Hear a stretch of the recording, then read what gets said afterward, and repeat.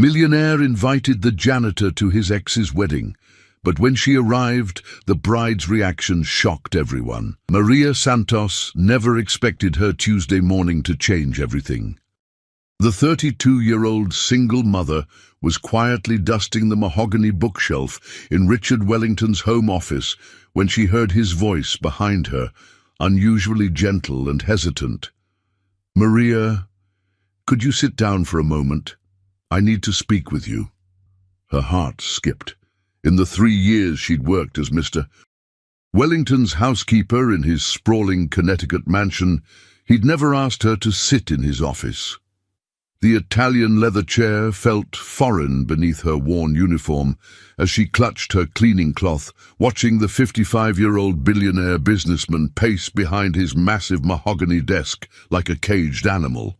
"Sir, if I've done something wrong—" No, Richard interrupted, running his hand through his graying hair. His usual crisp business suit looked rumpled, as if he'd slept in it. "You've been exemplary. More than that, actually. You've brought warmth to this house that's been missing for years. When Sophia laughs in the kitchen while you're preparing lunch, this place feels alive again." Maria studied his face, noting the dark circles under his eyes. There was something different about Mr. Wellington today. The usual composed demeanor that commanded boardrooms and closed million-dollar deals seemed fractured, vulnerable even. His dark eyes held an emotion she'd never seen before, fear mixed with determination. "Maria, I have an unusual request." He stopped pacing and faced her directly, his hands clasped behind his back. "This Saturday, my ex-fiancée, Victoria Sterling, is getting married. It's going to be the social event of the year. 500 guests. Cathedral ceremony at St. Patrick's, reception at the Ritz-Carlton. The mayor will be there, senators, half of Wall Street." Maria nodded slowly, unsure why he was telling her this. She knew about Miss Sterling from overheard phone conversations, and the occasional photograph still displayed in his study. Beautiful, elegant, everything Maria felt she wasn't. The kind of woman who belonged in magazine spreads and charity galas. "I received an invitation 3 months ago," Richard continued, his voice growing softer, more vulnerable. "And I want you to come with me. You and little Sophia." The cleaning cloth fell from Maria's hands, landing silently on the Persian rug. "Sir, I don't understand." "I know it sounds insane." Richard moved closer, his expression desperate and earnest. "But I need you there, Maria. Both of you. I can't explain everything right now, but it's important. More important than you could possibly imagine." Maria's mind raced. A billionaire's ex-fiancé's wedding. Her 5-year-old daughter, Sophia, had never been to anything fancier than the McDonald's playground. "Mr. Wellington, people like us don't belong at—" "You belong wherever I say you belong," he said firmly. Then his voice gentled as he knelt beside her chair. "I'll take care of everything. Dresses from Fifth Avenue, professional hair and makeup, limousine transportation. All you have to do is say yes and trust me." Something in his tone made her heart flutter strangely. There was a desperation there, almost pleading. In 3 years, she'd never seen Richard Wellington ask anyone for anything. He was a man who gave orders and expected compliance, yet here he was, practically begging. "Why?" she whispered. "Why would you want your housekeeper at such an important event?" Richard was quiet for a long moment, staring out the floor-to-ceiling windows at his manicured gardens, where Sophia often played while Maria worked. When he turned back, his eyes held secrets that seemed to weigh him down like stones. "Because some truths can only be revealed in the right moment, with the right witnesses," he said slowly, each word measured. "And because Victoria Sterling needs to see exactly who I've chosen to bring to her wedding. She needs to understand what she threw away." The way he said "chosen" sent chills down Maria's spine. This wasn't just about attending a wedding. This was about something much deeper, something that connected her to these people in ways she couldn't fathom. "What aren't you telling me, Mr. Wellington?"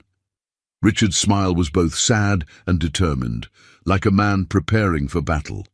"Everything will become clear on Saturday, Maria. I promise you that, but right now I need you to trust me completely. Will you come?" Maria looked into the eyes of the man who'd given her stability when she had nothing, who'd treated her daughter with genuine kindness, who was now asking her to step into a world that felt impossibly distant from her modest life. "Yes," she heard herself say, her voice barely audible. "We'll come." Richard's relief was palpable, but behind it lurked something else, something that told Maria this wedding would change everything for all of them. What she didn't know was that her simple yes had just set in motion events that would shatter everything she thought she knew about her life. Thursday morning arrived with a flurry of activity that turned Maria's modest apartment upside down. She opened her door to find 3 elegantly dressed women standing in her hallway, led by a sophisticated blonde with kind eyes. "Mrs. Santos, I'm Catherine Mills, personal stylist. Mr. Wellington sent us." Within hours, Maria's living room became a luxury boutique. Gowns in midnight blue, emerald green, and classic black hung from portable racks. Sophia bounced excitedly between the makeshift fitting areas, her eyes wide with wonder. "Mama, look! Princess dresses!" Sophia squealed, running her tiny fingers along the silk fabrics. Catherine smiled warmly. "And we have something very special for you too, little princess." Maria felt overwhelmed watching the teamwork. These women treated her not like Richard's employee, but like someone genuinely important. The emerald dress Catherine selected hugged her curves perfectly, making her feel beautiful in a way she'd forgotten was possible. "Mr.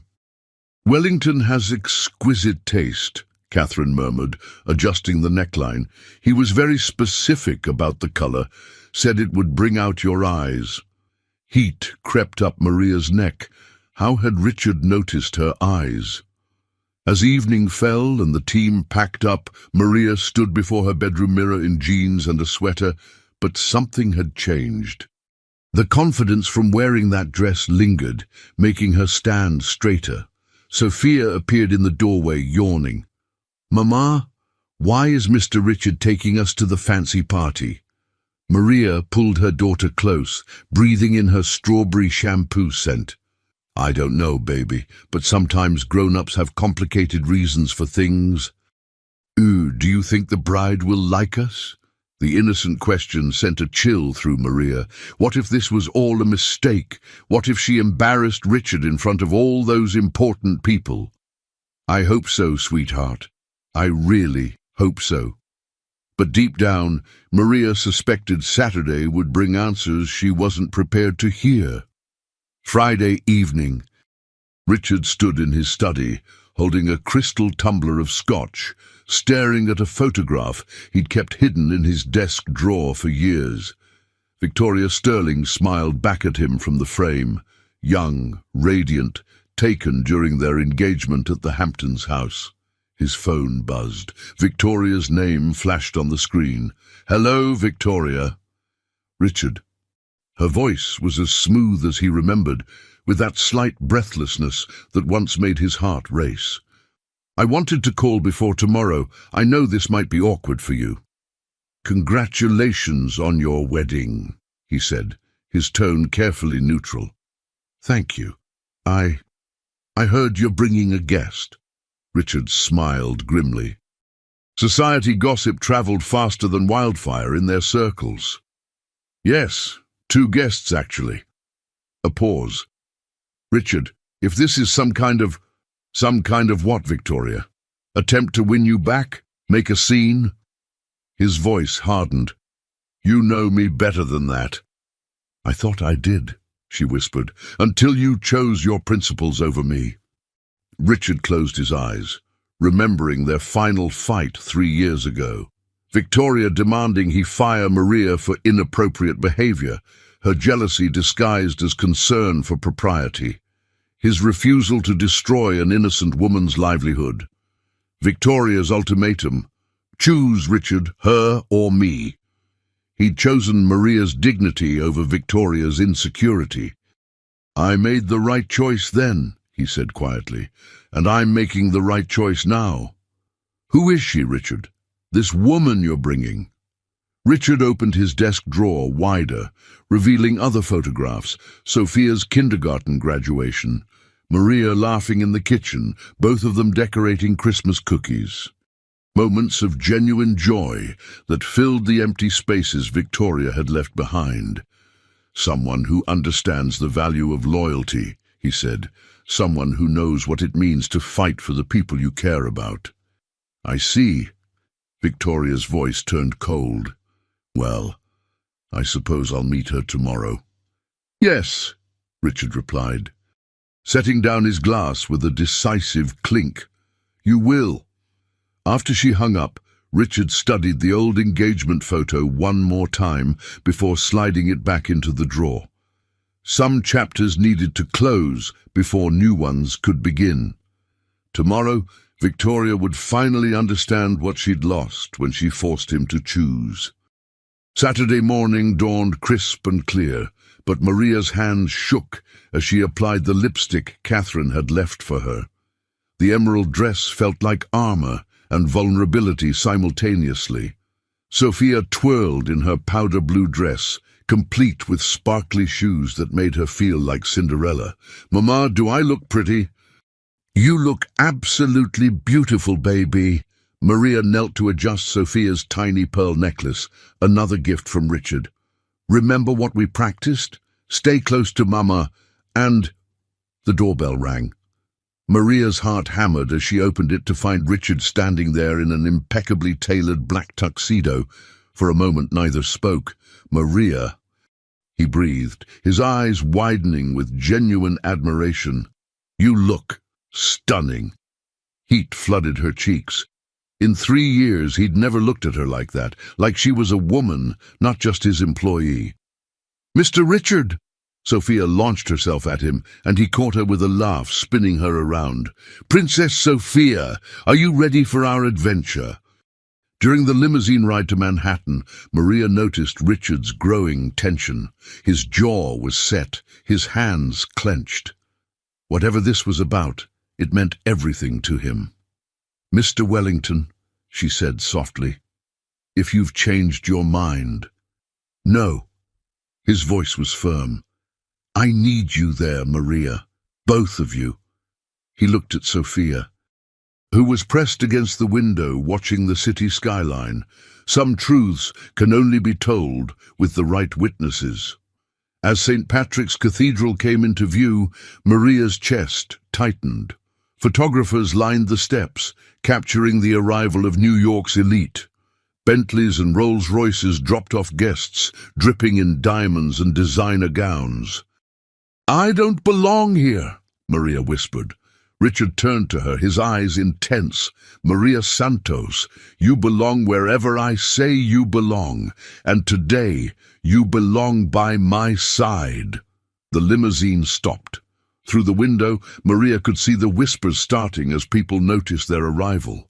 Camera flashes began popping. Richard stepped out first, then turned to help her from the car.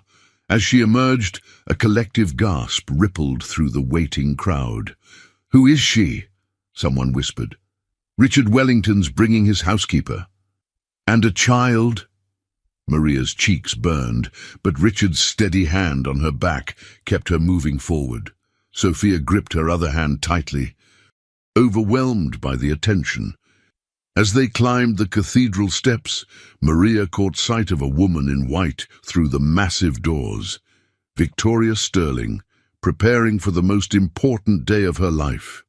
What she didn't know was that her wedding was about to become something entirely different.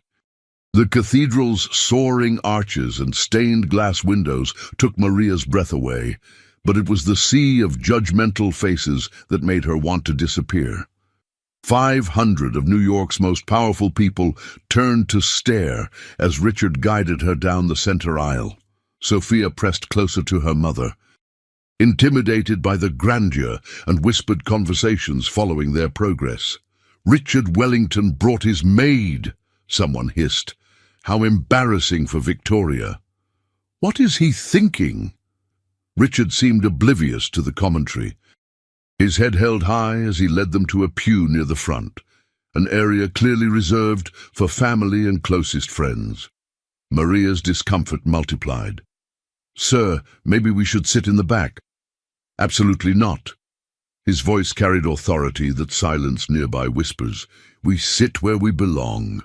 As they settled into the pew, Maria noticed the ornate wedding program in her hands. Victoria Elizabeth Sterling and Jonathan Matthew Hartwell. The groom's family was old money, railroad fortunes stretching back generations. Organ music swelled and the processional began. Bridesmaids in blush pink floated down the aisle like perfectly choreographed butterflies. Then came Victoria. Maria's breath caught. Even she had to admit the bride was breathtaking in silk and Swarovski crystals, her veil trailing 12 feet behind her. But as Victoria's eyes swept the congregation, they stopped dead when they found Richard. The shock on Victoria's face was unmistakable. Her step faltered for just a moment before her practiced composure returned. But Maria saw it, the flash of confusion, hurt, and something that looked almost like recognition when Victoria's gaze shifted to her and Sophia. The ceremony proceeded with traditional pomp. But Maria felt undercurrents of tension flowing through the cathedral like electricity. Victoria kept glancing their way, her smile never quite reaching her eyes. During the vows, when Jonathan spoke of choosing love above all else, Richard's hand found Maria's on the pew between them. The gesture was brief but unmistakable, and Maria's heart raced at the contact. Several people in nearby pews noticed the touch, causing more whispers to ripple outward. When the priest announced, "You may kiss the bride," applause filled the cathedral, but Maria felt Richard's body tense beside her like a coiled spring. As the newly married couple walked back down the aisle, Victoria's eyes locked with Richard's. The look they shared lasted only seconds, but it contained years of history, love, betrayal, regret, and something else Maria couldn't identify. Then Victoria's gaze shifted to Sophia, who was clapping enthusiastically, completely innocent of the adult drama surrounding her. Victoria's face went white as a sheet. She stumbled slightly, and Jonathan reached out to steady her, concern creasing his features. "Darling, are you all right?" But Victoria couldn't look away from the little girl with dark curls and familiar eyes, eyes that looked remarkably like her own. The reception at the Ritz-Carlton ballroom buzzed with champagne-fueled conversation and the gentle strains of a string quartet. Crystal chandeliers cast warm light over tables draped in ivory silk, each centerpiece a masterpiece of white orchids and roses. Maria felt like she was walking through a dream, or perhaps a nightmare. Every step across the marble floor drew stares. Every whispered conversation seemed to be about her presence there. Richard guided them to their assigned table, and Maria's heart sank when she saw the place cards. They were seated at table 2, the family table. Jonathan Hartwell's parents regarded them with barely concealed bewilderment. Richard, Jonathan's mother, Eleanor Hartwell, smiled tightly. "How unexpected to see you here, and with guests. Eleanor, allow me to introduce Maria Santos and her daughter Sophia." Richard's voice carried subtle warning. "They're very important to me." Sophia, oblivious to the tension, gazed in wonder at the elaborate place settings. "Mama, there are so many forks." Maria's cheeks burned as several people chuckled, but Richard knelt to Sophia's level with genuine warmth. "That's because they're serving many courses, Princess. Would you like me to show you which fork to use when?" As the evening progressed, Maria noticed Victoria watching them constantly from the head table. The bride barely touched her food, her eyes returning again and again to Sophia, with an expression that grew more strained with each passing moment. During the father-daughter dance, when Jonathan spun Victoria across the floor, her gaze found Richard. He stood near the edge of the dance floor, holding Sophia in his arms as she giggled and reached for the hanging crystals above them. That's when Victoria saw it clearly, the shape of Sophia's eyes, the curve of her smile, the way she tilted her head when she laughed. Features that were unmistakably familiar, because Victoria saw them in her own mirror every morning. The music seemed to fade around Victoria as the truth hit her like a physical blow. She stumbled in Jonathan's arms, her face draining of all color. "Victoria, what's wrong?" Jonathan stopped dancing, alarmed, but Victoria couldn't speak. She was staring at the little girl who had her eyes, her smile, her gestures, and who was calling another woman Mama. Across the room, Richard met Victoria's horrified gaze with a look of quiet satisfaction. He'd brought his witnesses all right. He'd brought the truth that Victoria had tried so hard to bury. Sophia wasn't just any child. Sophia was the daughter Victoria had given birth to 6 years ago and given up for adoption through a private agency. The pregnancy she'd hidden from everyone, including Richard, before disappearing to study abroad for a year. The daughter she'd convinced herself she'd never see again. The daughter who was now calling Richard Wellington's housekeeper Mama and looking at the man Victoria had lost like he was her whole world. Victoria's carefully constructed new life was about to crumble, and everyone in that ballroom was about to witness the most shocking revelation of the social season. Victoria Sterling Hartwell stood frozen on the dance floor, her wedding dress suddenly feeling like a straitjacket as the devastating truth crashed over her in waves. The elegant ballroom with its crystal chandeliers and perfect flower arrangements faded into background noise as her entire world tilted off its axis. "Victoria, darling." "You're trembling," Jonathan whispered urgently, his hands steady on her waist as other couples continued dancing around them. "What's happening? You look like you've seen a ghost." A ghost. If only it were that simple. Ghosts were ethereal things that haunted from the shadows. This was her flesh and blood, her baby girl. The daughter she'd carried for 9 months and then handed over to strangers because she wasn't ready to be a mother. The child she'd convinced herself would have a better life without her. "I need..." Victoria's voice came out as a rasp. She cleared her throat and tried again. "I need some air. Just give me a moment. Should I call the doctor?" "You're pale as..." "No." The word came out sharper than intended. "No doctors. I need to powder my nose. Wedding nerves, that's all." Jonathan's concerned expression didn't ease, but he nodded reluctantly. "Shall I escort you?" "No, please. Continue dancing. I'll be right back." Victoria practically fled toward the ladies' lounge, her 12-foot train catching on chair legs and the heels of other guests. Behind her, she could hear the whispered conversation starting up again. "Did you see the bride's face when she looked at that child? Something's definitely off. She looked like she'd seen a ghost. Who is that woman with Richard anyway?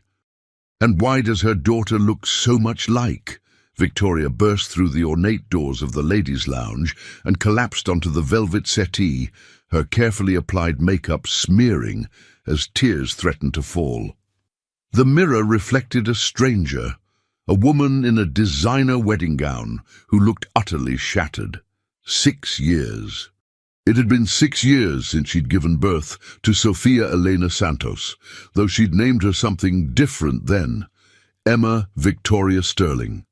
She'd held her for exactly 17 minutes before the adoption coordinator gently took her away, promising that the adoptive family was perfect, loving, financially stable. They'd lied to her. Or maybe they'd told the truth and something had gone wrong, because her daughter, was being raised by Richard Wellington's housekeeper in circumstances far from the privileged life Victoria had envisioned when she signed those papers. The bathroom door opened and Eleanor Hartwell entered, her expression a mixture of concern and barely concealed irritation. "Victoria, dear, what on earth is going on out there? You've left your new husband standing on the dance floor like a fool, and people are starting to talk." "Mother Hartwell, Victoria struggled to find words that wouldn't completely destroy her new life. "I'm not feeling well. Perhaps something I ate." Eleanor's sharp eyes narrowed. "This has nothing to do with food, and we both know it. This has to do with Richard Wellington and his entourage. Really, Victoria, inviting your ex-fiancé was questionable enough, but whatever game you two are playing, it's not a game," Victoria whispered, her voice breaking. "Oh God, Eleanor, it's not a game at all." She looked up at her new mother-in-law, this woman who prided herself on knowing everyone's business in their social circle, who traded gossip like currency at charity luncheons. How could she possibly explain that the little girl sitting innocently at table 2 was her granddaughter? That Victoria had lied to everyone about her year abroad, had given birth in secret, had given away the Hartwell heir before they even knew she existed? "Whatever this is about," Eleanor said sternly, "you need to compose yourself immediately. You have 300 guests out there who came to celebrate your marriage to my son. You will not embarrass this family or ruin this day because of some dramatic nonsense involving your past." Victoria nodded numbly, though her hands continued to shake as she reapplied her lipstick. Eleanor was right about one thing. She had to get through this evening. But how could she dance and smile and accept congratulations when her daughter was sitting 20 feet away, calling another woman Mama? "I'll be out in just a moment," Victoria managed. Eleanor studied her reflection critically. "See that you are. And Victoria, whatever Richard Wellington is trying to prove by bringing that woman and child here tonight, don't give him the satisfaction of a reaction. You're a Hartwell now. Act like it." But as Eleanor left and Victoria stared at herself in the mirror, she realized it was too late for that advice. Her reaction had been immediate and unmistakable. Anyone paying attention would have seen the shock, the recognition, the devastation written across her face. Richard had won this round, but the game was far from over. 20 minutes later, Victoria emerged from the ladies' lounge with her composure reconstructed like a carefully built fortress. She'd retouched her makeup, adjusted her veil, and practiced her smile until it looked natural again. But inside, her heart hammered with the rhythm of a war drum. She made her way through the reception, accepting congratulations and air kisses with mechanical precision. But her destination was clear.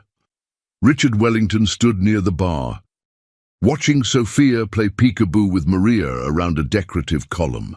The sight of them together, her daughter giggling with abandon while Maria's face glowed with maternal love, sent another spike of pain through Victoria's chest. "Richard." Her voice was steady, controlled. "Might I have a word?"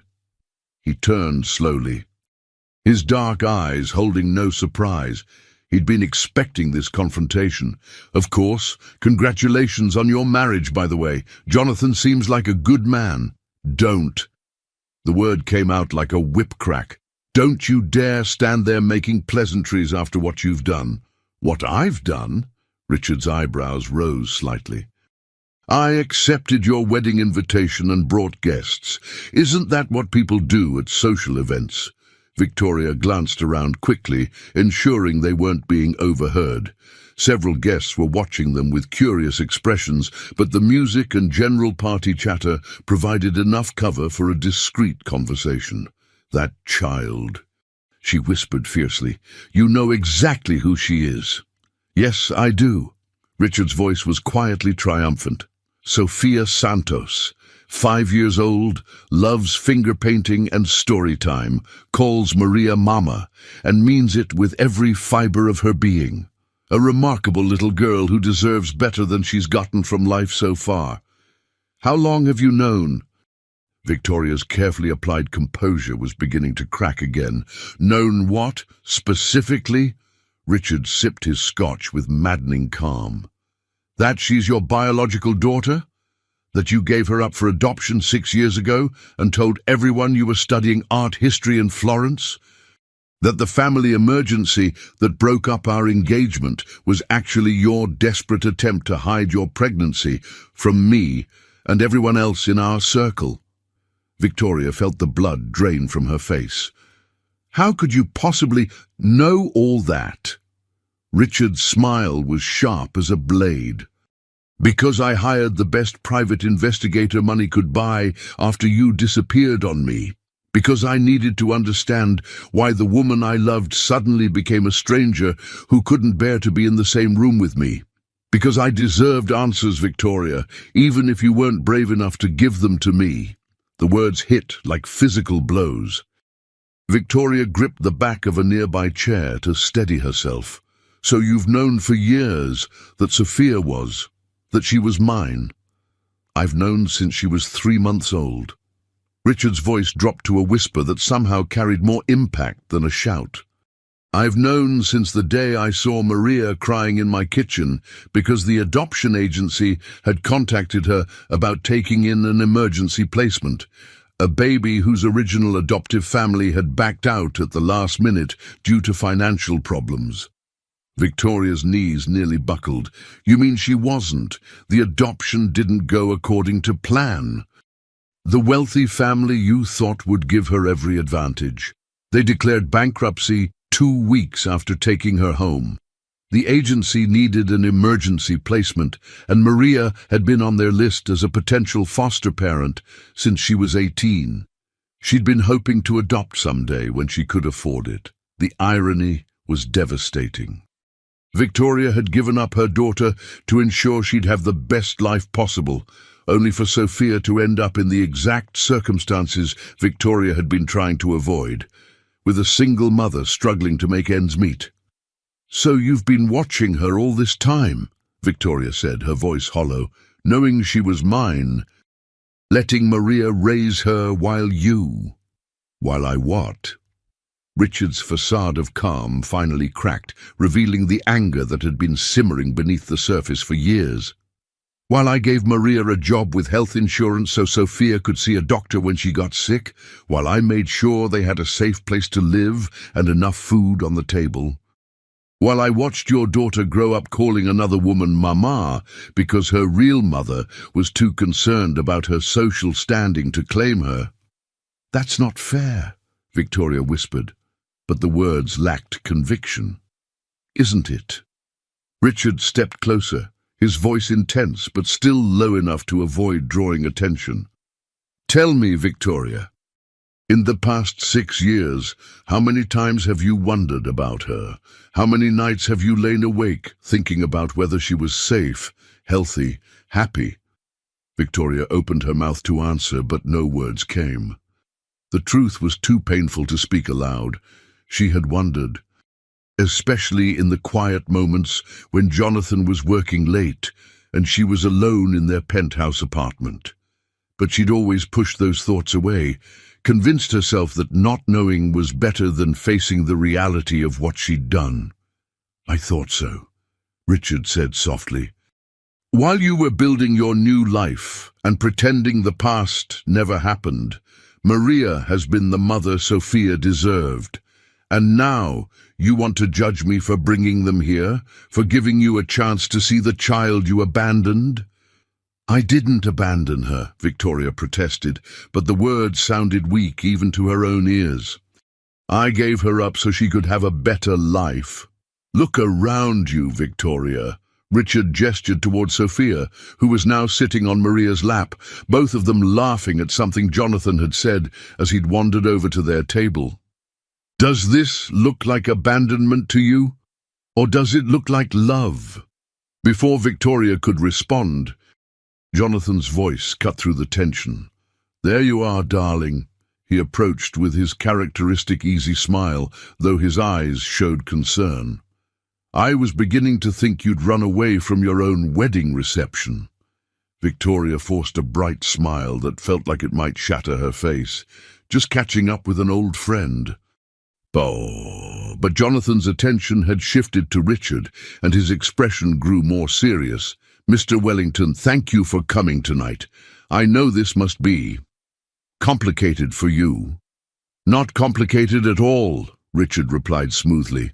"I wish you both every happiness." As Jonathan slipped his arm around Victoria's waist, she felt the weight of her new husband's touch like a chain. Everything she'd built with this good, kind man was founded on lies, and now those lies were sitting 20 feet away, playing with napkin rings and asking Maria for more chocolate cake. "We should probably start making our rounds," Jonathan said diplomatically. "People will want to speak with the bride and groom." Victoria nodded, allowing herself to be led away, but not before Richard's final words followed her across the ballroom. "Enjoy your new life, Victoria. Just remember, some choices can't be undone." As the reception continued around them, Maria found herself increasingly aware of the undercurrents flowing through the elegant ballroom. She'd noticed the bride's strange behavior during the ceremony, the way Victoria kept staring at Sophia with an expression that seemed to shift between wonder and pain. She'd seen the intense conversation between Richard and Victoria near the bar, their body language screaming conflict despite their careful whispers. Now, as Sophia dozed in her arms, overwhelmed by the late hour and rich food, Maria finally allowed herself to voice the questions that had been building all evening. "Mr. Wellington," she said quietly, as he returned to their table after his confrontation with Victoria, "I need to know what's really happening here." Richard's expression was unreadable as he settled into his chair, but Maria caught the way his hands trembled slightly as he loosened his bow tie. Whatever had just transpired with the bride had affected him deeply. "What do you mean?" "Don't," Maria said firmly, surprising herself with her boldness.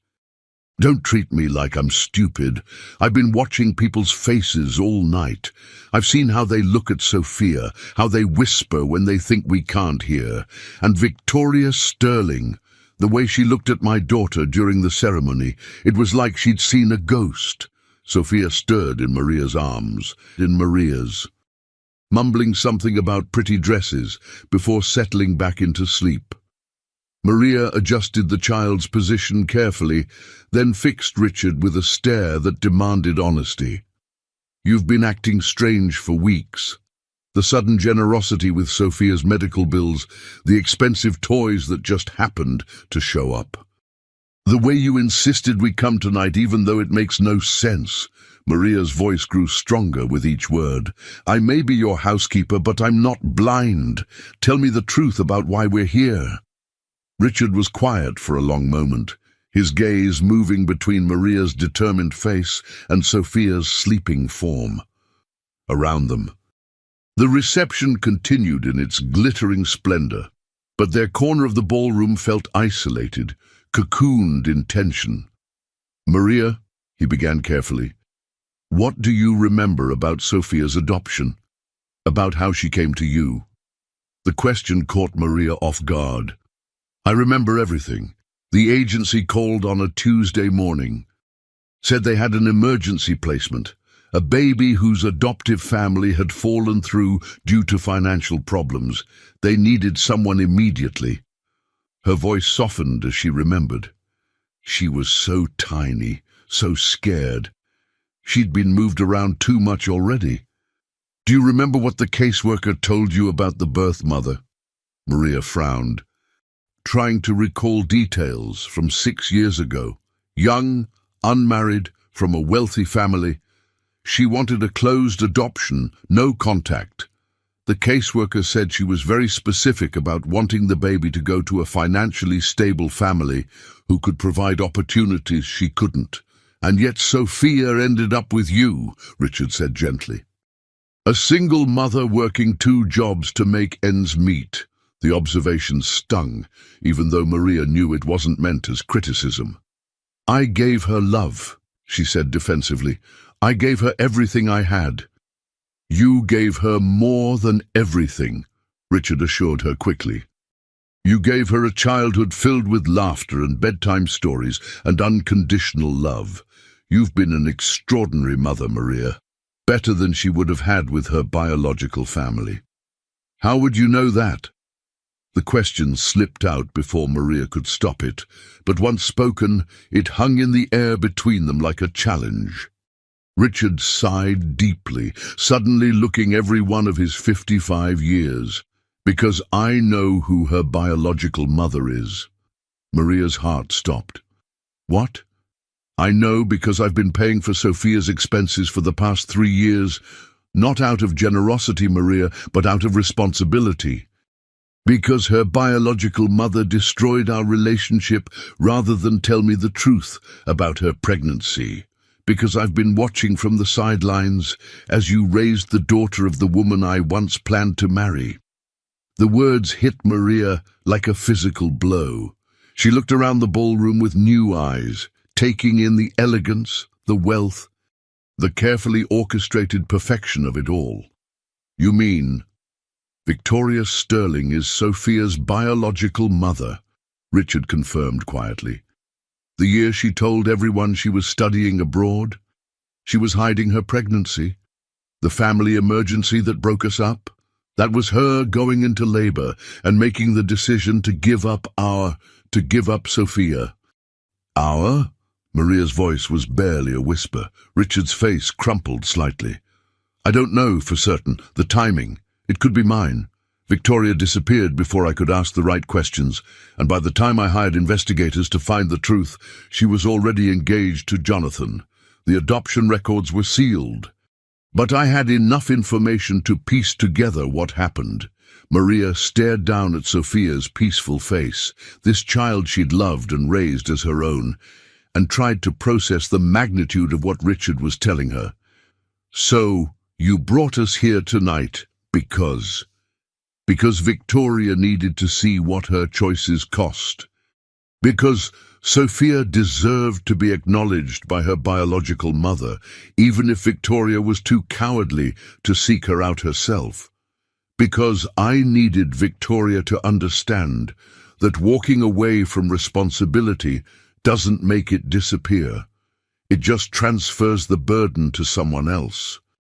Tears stung Maria's eyes as the full weight of the situation settled over her. And me? Where do I fit into your revenge scheme? This isn't about revenge, Richard said fiercely, leaning closer. This is about truth. And you, Maria, you're the heart of this story. You're the woman who stepped up when Sophia needed a mother. You're the one who turned a tragedy into a blessing. But I'm not her real mother, Maria whispered, the words tasting like ash in her mouth. Aren't you? Richard's voice was gentle but insistent. Who taught her to tie her shoes? Who stayed up all night when she had the flu? Who cheers the loudest at her school plays and helps her with homework and makes her favorite pancakes on Sunday mornings? Maria's tears fell freely now, landing on Sophia's dark curls. But if Victoria wants her back... Look around this room, Maria. Look at Victoria's new life, her new husband, her perfect society wedding. Do you really think there's room for a 5-year-old daughter in all this perfection? Do you think Victoria is ready to explain to her new in-laws that she has a child she never mentioned? Maria looked across the ballroom to where Victoria stood next to her new husband, smiling for photographs with various dignitaries and society figures. Everything about the scene spoke of careful orchestration, of a life built on maintaining appearances. She gave Sophia up once, Richard continued. She made that choice when she had other options. You didn't choose Sophia out of convenience or social pressure. You chose her out of love. That makes you her real mother in every way that matters. Sophia stirred again, blinking sleepy eyes up at Maria. Mama, can we go home soon? I'm tired." "Soon, baby," Maria whispered, pressing a kiss to Sophia's forehead. "We'll go home soon." But as she held her daughter close and watched Victoria Sterling Hartwell navigate her perfect wedding reception, Maria wondered if home would ever feel the same again. The evening was winding down when Jonathan Hartwell made a discovery that would shatter everything.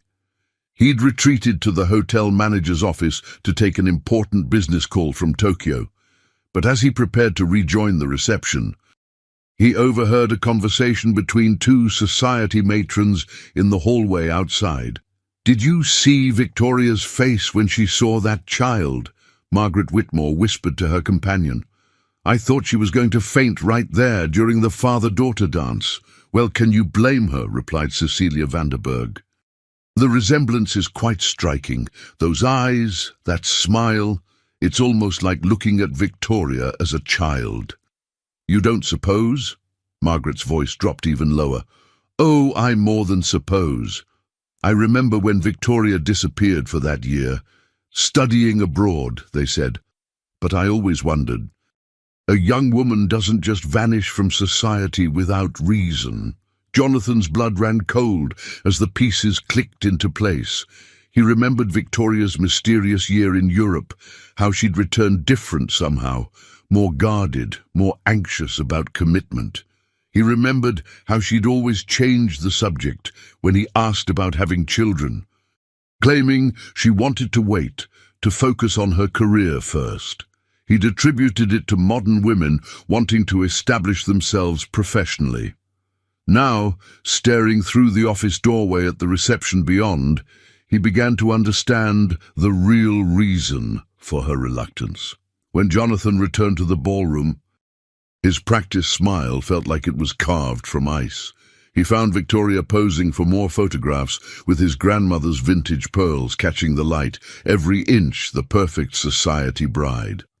"Darling," he said, slipping his arm around her waist, "could I steal you away for a moment? There's something I need to discuss with you." Victoria's smile faltered slightly at his tone, but she nodded graciously to the photographer.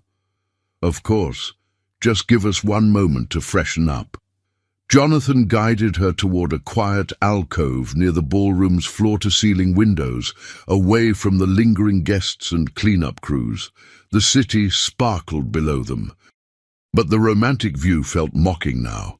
"Jonathan, what's wrong? You look—" "Tell me about your year in Florence," he said quietly. Victoria's face went white. "What about it? Tell me about what you were really doing there. Because I'm beginning to suspect it wasn't studying Renaissance art." Victoria's hands began to tremble, and she clasped them together to hide the shaking. "I don't know what you mean." "That little girl with Richard Wellington," Jonathan continued, his voice still calm, but with an edge that spoke of barely controlled emotion. "She has your eyes, Victoria, your exact eyes. And suddenly your mysterious year abroad, your reluctance to discuss children, your panic attacks whenever we visit the pediatric wing at the hospital fundraisers, it all makes perfect sense." "Jonathan, please—" "How old is she?" he asked. 5, 6. That would put her conception right around the time you disappeared on Richard, wouldn't it? Victoria sank into a nearby chair, her elaborate wedding dress pooling around her like spilled cream. "I can explain. Can you?" Jonathan's careful composure finally cracked. "Can you explain why you married me without telling me you had a daughter? Can you explain why I just spent the most important day of my life celebrating with a woman who's been lying to me for 3 years?" "I was going to tell you," Victoria whispered, tears streaming down her face and ruining her carefully applied makeup. I needed the right time." "The right time?" Jonathan's voice rose slightly before he caught himself and glanced around to ensure they weren't being overheard. "Victoria, we've been planning this wedding for 18 months. We've talked about our future, about the children we might have together. When exactly was the right time to mention you already had one?" "She's not part of my life anymore," Victoria said desperately. "I gave her up. I made that choice years ago because I wasn't ready to be a mother." "It has nothing to do with us, with our marriage." Jonathan stared at her, as if seeing her clearly for the first time. "It has everything to do with our marriage. You lied to me, Victoria, about something fundamental. How am I supposed to trust anything else you've told me?" "Because I love you," Victoria pleaded, "because I chose you. I chose this life, this future. What happened before doesn't just disappear because it's inconvenient," Jonathan said, his voice heavy with disappointment. "That little girl is your daughter, Victoria, our stepdaughter, part of our family, whether you acknowledge her or not." "She has a family," Victoria protested. "That woman, Maria, she's been raising her. Sophia doesn't even know I exist." "Sophia," Jonathan repeated the name softly. "Her name is Sophia." Victoria nodded miserably. Jonathan was quiet for a long moment, staring out at the city lights. When he spoke again, his voice was filled with a sadness that cut deeper than anger. "My grandmother used to tell me that you can judge a person's character by how they treat those who can do nothing for them. A child you gave birth to who shares your blood. How could you just walk away from that?" "I was 26 and scared and alone," Victoria cried. "Richard had already started pulling away from me. And I knew he'd see a pregnancy as a trap, a way to force him into marriage. I thought I was doing the right thing." "But you didn't give Richard a choice, did you? You made the decision for both of you, just like you made the decision for me by not telling me the truth." Victoria reached for his hands, but Jonathan stepped back, creating distance between them that felt infinite. "What are you saying?" she whispered. Jonathan looked back toward the ballroom, where Sophia was now awake again, sitting on Maria's lap and pointing excitedly at the crystal chandelier above them. Even from this distance, he could see the resemblance to Victoria that everyone had been whispering about all evening. "I'm saying I need time to think. I'm saying this changes everything, and I don't know how to process it all." "Jonathan, please. It's our wedding night. Don't let Richard Wellington destroy what we have." "Richard didn't destroy anything," Jonathan said quietly. "You did that 6 years ago when you decided that lies were easier than truth. He just made sure the truth finally came to light." As if summoned by their conversation, Richard appeared in the alcove, his expression serious. "I'm sorry to interrupt," he said, "but I thought you should know. The press has noticed the family resemblance. Someone's already posted photos online comparing Victoria's engagement pictures to recent shots of Sophia. It's starting to trend on social media." Victoria buried her face in her hands. "Oh God! The story's going to break, whether we control it or not," Richard continued. "I suggest we get ahead of it before the gossip columns turn this into something even more sensational." Jonathan looked between his new wife and her ex-fiancé, suddenly understanding that this confrontation had been orchestrated from the beginning. "You planned this, both of you. This whole evening was designed to force the truth into the open." "I planned to give Sophia a chance to be acknowledged," Richard corrected, "and to show Victoria what she walked away from. What happens next is up to all of you." But as Jonathan looked at Victoria's tear-stained face, and then toward the ballroom where an innocent 5-year-old was completely unaware that her entire world was about to change, he realized that some choices once made couldn't be undone. The perfect society wedding was about to become the scandal of the decade. The aftermath unfolded swiftly and mercilessly. By midnight, Victoria Sterling's secret was trending across 3 social media platforms, with side-by-side photos of the bride and the mysterious little girl who'd accompanied Richard Wellington to the wedding. Society bloggers worked overtime, connecting dots and crafting narratives that grew more dramatic with each retelling. In the hotel's presidential suite that should have been filled with wedding night romance, Victoria sat still as a statue while Jonathan paced near the windows, his tuxedo jacket discarded, his bow tie hanging loose around his neck. "The Hartwell family publicist is fielding calls from 6 major news outlets," he said without turning around. "My mother is having what she's calling the vapors. And my father is threatening to have the marriage annulled on grounds of fraud." Victoria winced. "Can they do that? Legally? Probably not, but they can make our lives hell trying." Jonathan finally faced her, his expression exhausted. "Victoria, I need you to understand something. This isn't just about us anymore. This is about Sophia. About Maria. About the life that little girl has known for the past 6 years. What are you saying?" "I'm saying that if you're my wife, then Sophia is my stepdaughter. Whether you've acknowledged her or not, whether you've been part of her life or not. That's reality now." Victoria's hands twisted in her lap. "But she doesn't know. She thinks Maria is her mother. And maybe that's for the best," Jonathan said quietly. "Maybe the kindest thing would be to let them continue their life without disruption. But that choice is about to be taken away from all of us." As if to emphasize his point, Jonathan's phone buzzed with another call. This time, it was his lawyer. "Jonathan, we have a problem," came the voice through the speakerphone. "Someone leaked more than just photos. They have documentation, birth certificates, adoption records, everything. The whole story is about to break in the morning edition of the Chronicle." Victoria made a sound like a wounded animal. "How is that possible? Those records were sealed." Money talks," Jonathan's lawyer replied grimly.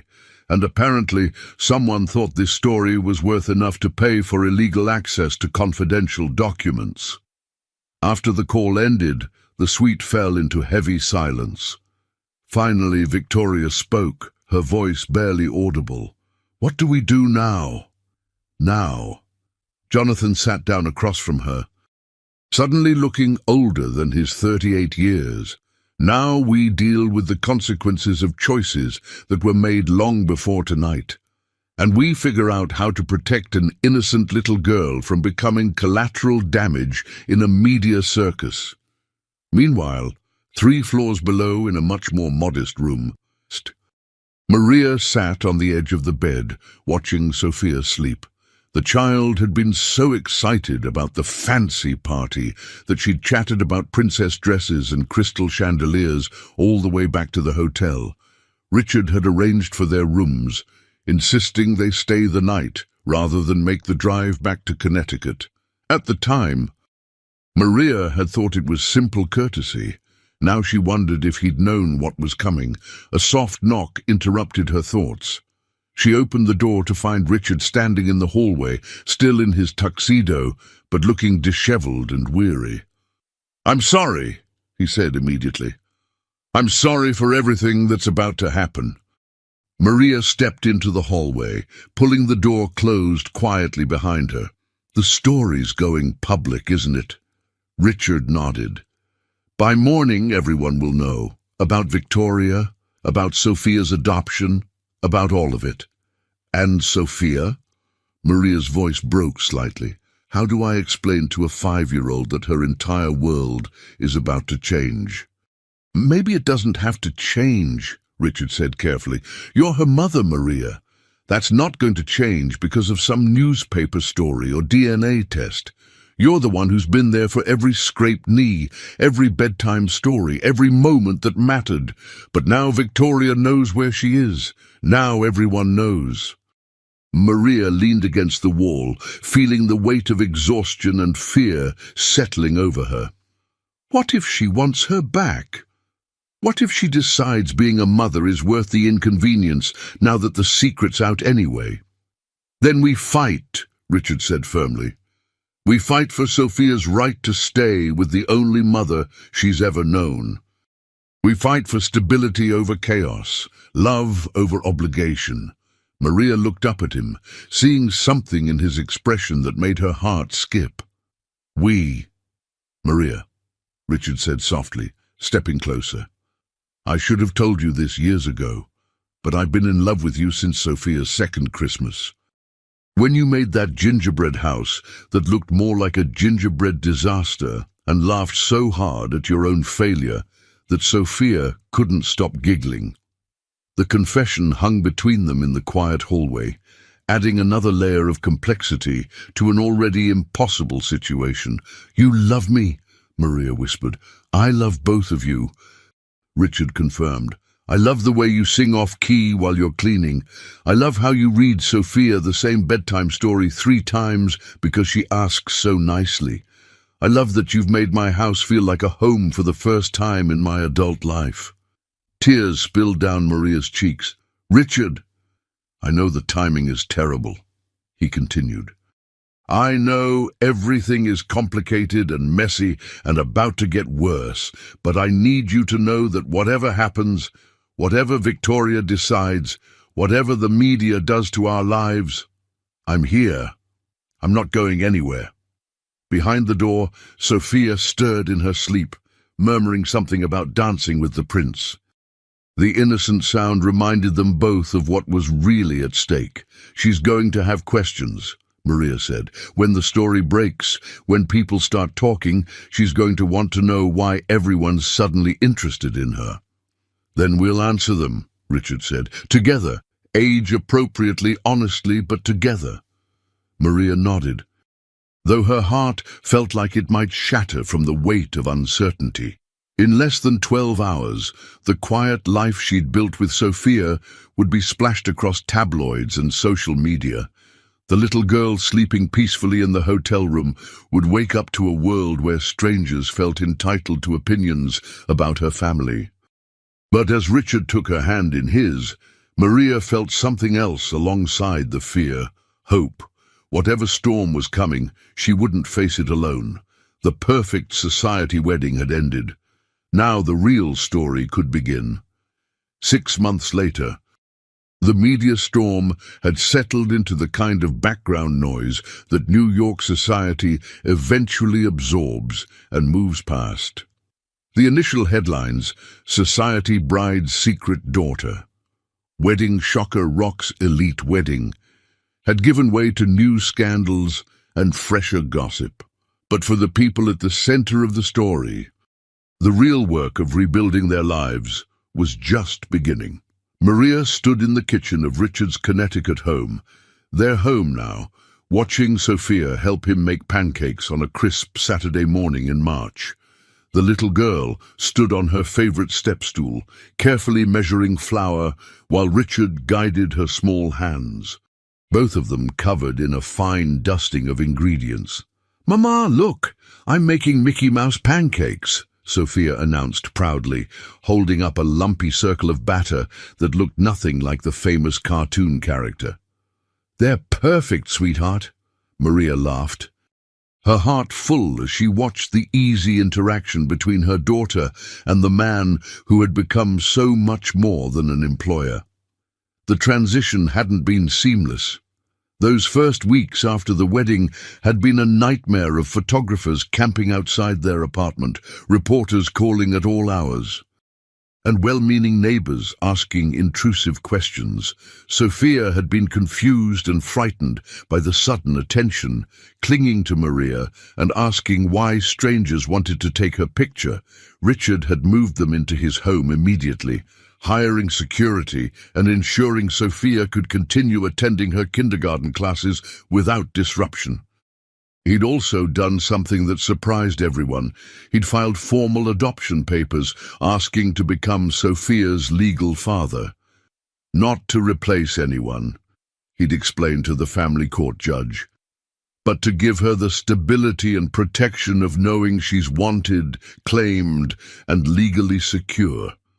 The adoption had been finalized just 2 weeks ago, making Sophia officially Sophia Santos Wellington, though she simply called herself Sophia and considered both Maria and Richard her parents in the most natural way possible. They'd told her the truth, of course, age appropriately, gently, but honestly. Dr. Sarah Chen, the child psychologist Richard had hired, had helped them navigate those difficult conversations. Some children have tummy mummies and heart mummies, they'd explained. Your tummy mummy carried you when you were tiny, but your heart mummy, that's me, has loved you every day since you were a baby. Sophia had processed this information with the remarkable resilience of childhood, asking practical questions like whether her tummy mummy liked pancakes too, and whether she had the same middle name. She didn't. But mostly, Sophia seemed secure in the knowledge that Maria and Richard were her family, the people who would always be there for bedtime stories and scraped knees and everything in between. The doorbell rang, interrupting Maria's thoughts. Through the window, she saw a familiar figure standing on the front steps, Victoria Sterling Hartwell, looking nervous and holding what appeared to be a gift bag. "I'll get it," Maria said quietly, exchanging a meaningful look with Richard. They'd been expecting this visit, though not necessarily today. Maria opened the door to find Victoria looking polished but tired, her usual perfect composure replaced by something more genuine and vulnerable. The past 6 months had changed her too. There were new lines around her eyes, and her smile seemed more tentative. "Hello, Maria. Thank you for agreeing to see me." "Come in," Maria said, stepping aside. "Sophia's in the kitchen with Richard." Victoria hesitated in the entryway, suddenly looking young and uncertain. "Is she? Does she know I'm coming?" "We told her that her birth mother wanted to meet her," Maria said carefully.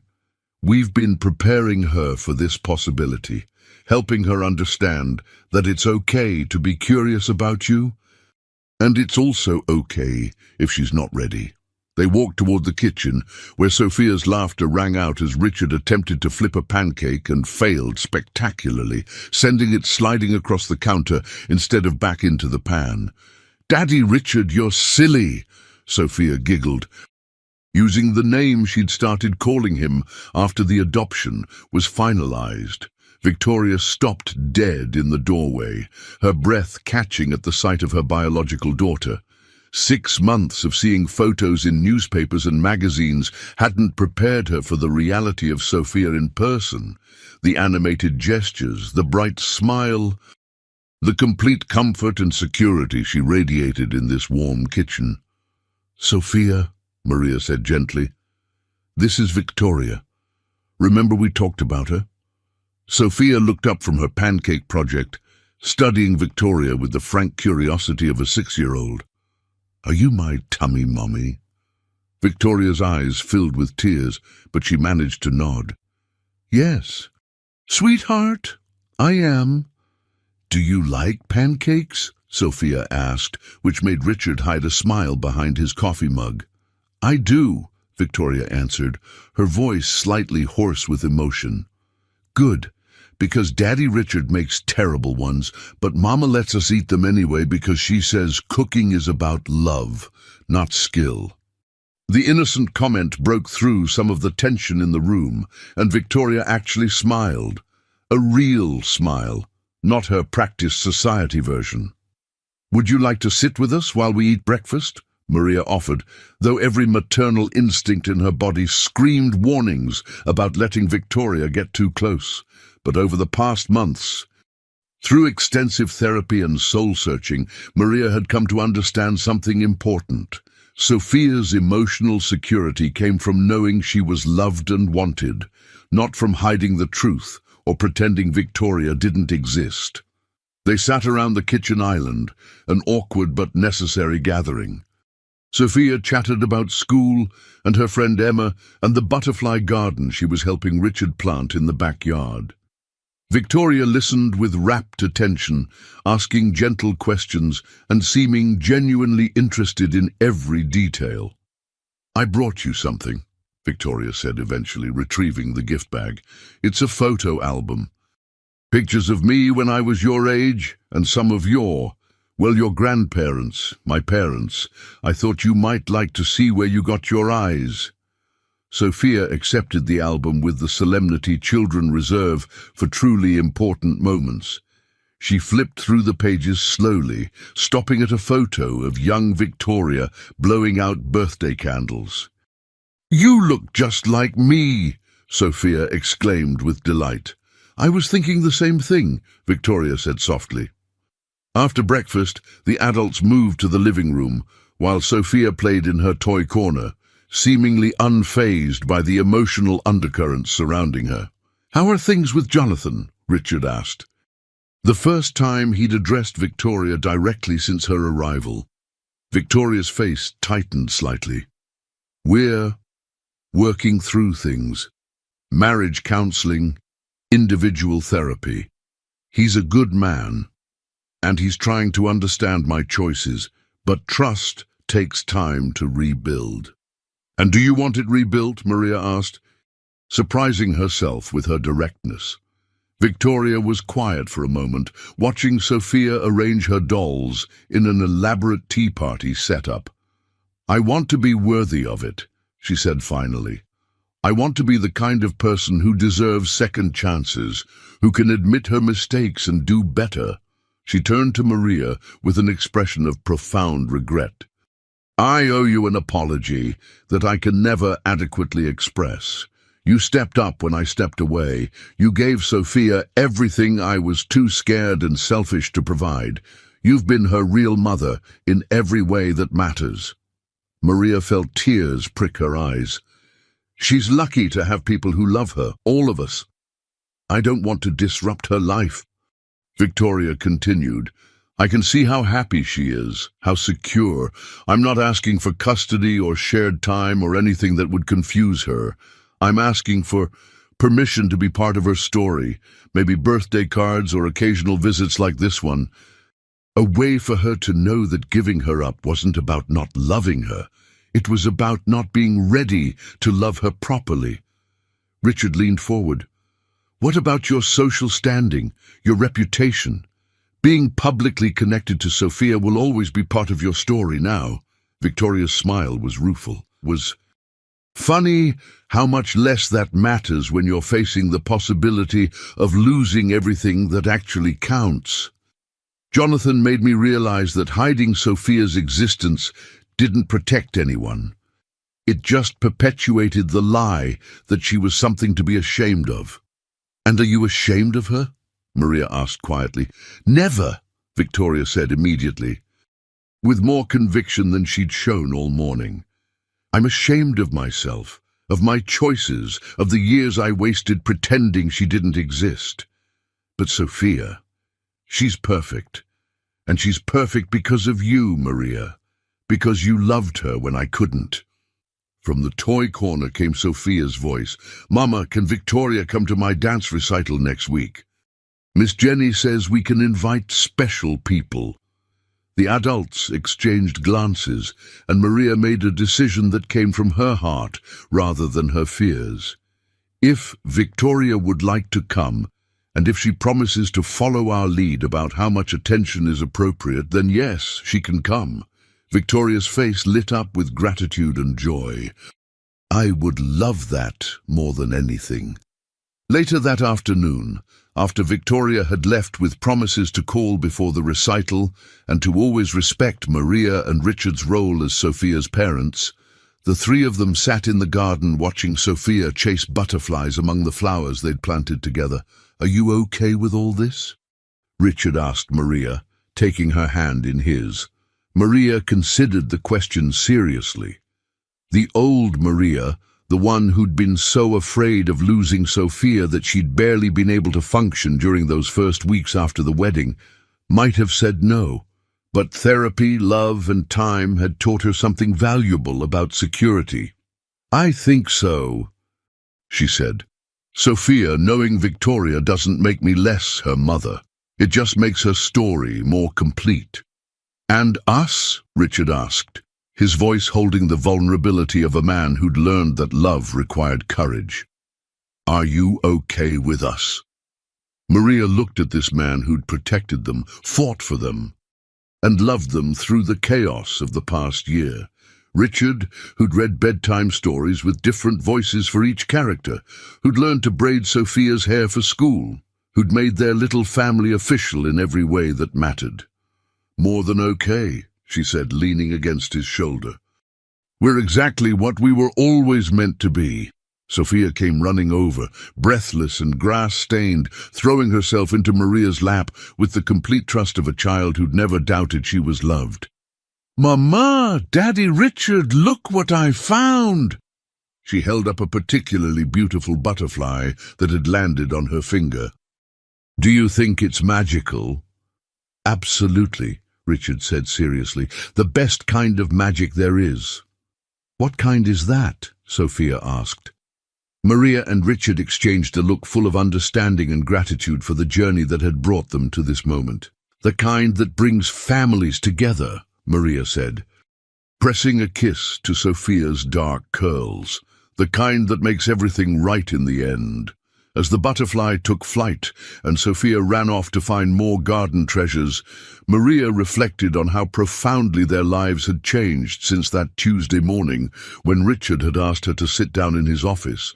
She'd said yes to attending a wedding, not knowing she was really saying yes to love, to truth, to the kind of family that's built on choice rather than just circumstance. Victoria Sterling had given Sophia life, but Maria Santos had given her a childhood filled with love and laughter and security. Richard Wellington had given them both a future filled with possibility and protection.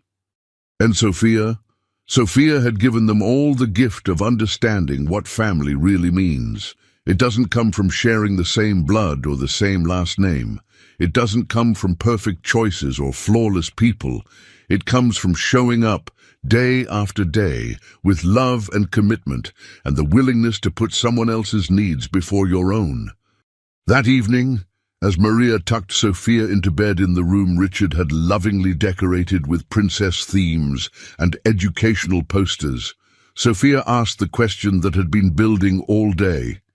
"Mama, am I lucky or unlucky to have so many people who love me?"